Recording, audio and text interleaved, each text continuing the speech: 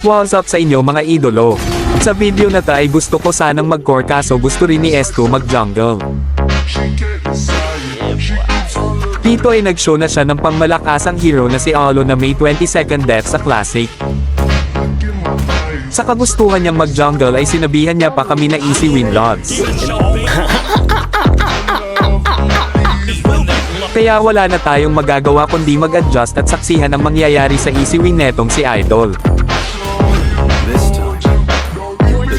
Siguro nagtataka kayo ba't ko nasabing classic yung score ni Olo kanina ay panoorin nyo ang video hanggang sa dulo.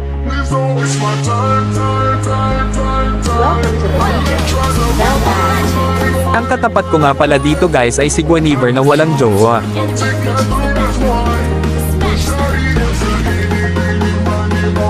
Pag EXP lane nga pala ako guys ay tamang last hit lang ng minions at hindi muna ako pumapalag sa kalaban kapag hindi pa ako level 4.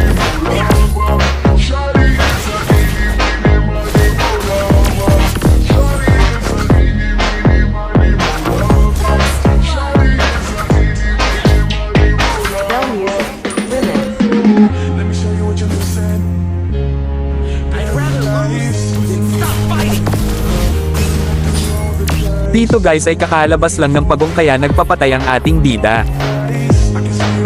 Siguro plano lamang iyon ni Idol para hindi siya mapag-alamang malakas siya haha. Dito ay may ulti na tayo mga idolo kaya kayang-kaya na natin pitasin si Guinevere kahit nasa torre pa siya.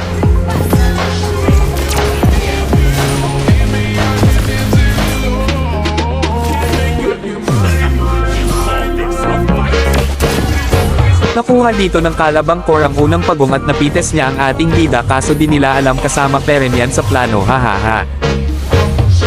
Sobrang lakas talaga ng core ng kalaban at naka-triple kill na siya dito at gusto niya pa maging manyok kaso hindi niya alam na malakas tayo tumakbo.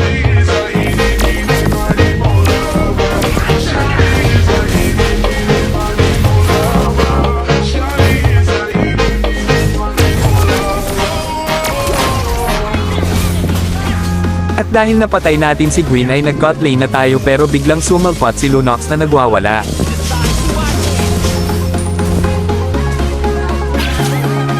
Dito ay binawian natin ng dalaw si Lunox para naman makapagpahinga siya ng ilang segundo. Habang payapa kong kinukuha ang alimasag ay biglang dumating core nila at na-execute pa ako malala. Nakuha na naman ang pangalawang pagong at nagpapatay na naman ang ating bida kaya di ko na alam kung kasama Peren yun sa plano hahaha.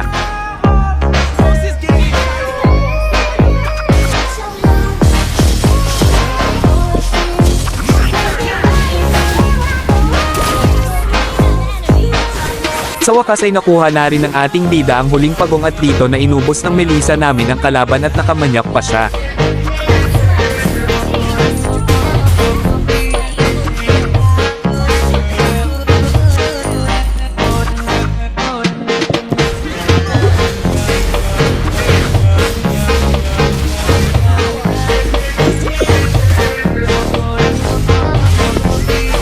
Sa huli ay tama ang ating bida na easy win lang talaga ang laro hahaha.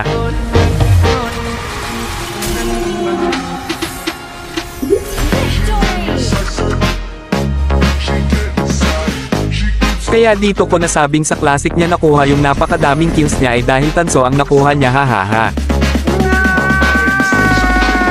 Pero nice G Peren sa'yo idolo kasi tagumpay mga plano mo hahaha.